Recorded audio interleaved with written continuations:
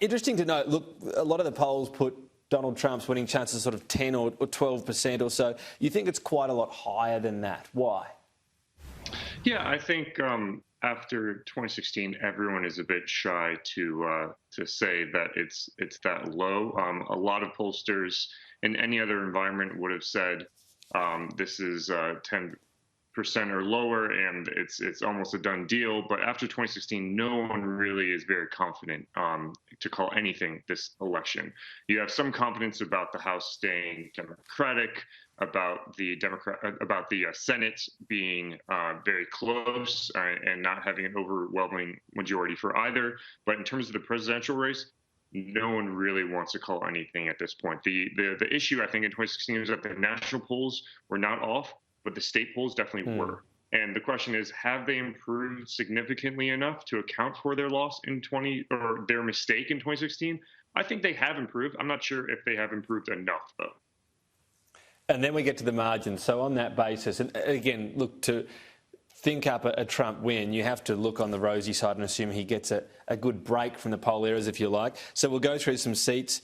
There have been some tightening. So if we look here, these are the possible holds, we'll call them that, the ones where it's easier to see Trump holding. You can see Iowa, Biden ahead by 1.4, and North Carolina, Biden ahead 0.7. Florida, a Trump lead, Georgia a tie, and Ohio 0.6. So, OK, let's go really rosy and say he holds all of them. Still, you've got an equation where he'd need to hold some of these we're calling more difficult to.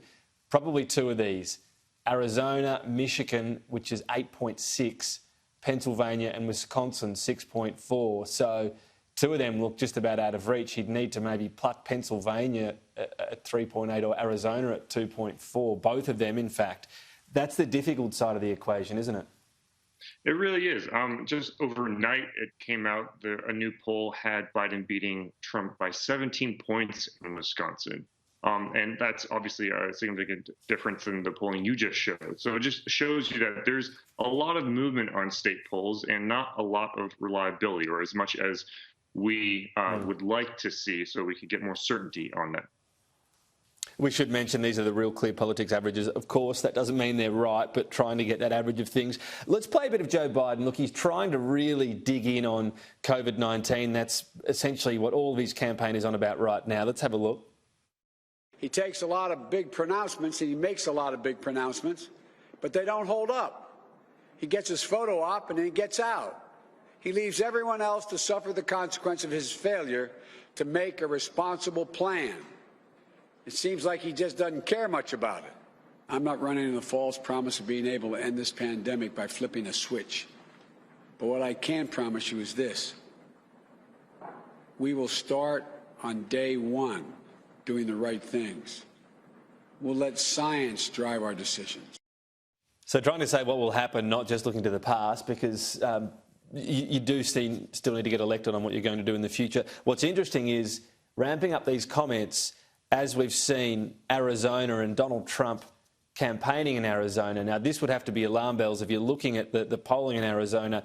Only a few months ago, you'd say Arizona has to be an assumed Republican hold if Donald Trump's going to retain power. Looking at the poll now on Arizona, well, this shows this is a very genuine contest. And in fact, as we've seen there, 2.2%, the Real Clear Politics average, Joe Biden leading that. How much of a concern do you think that is, Jared?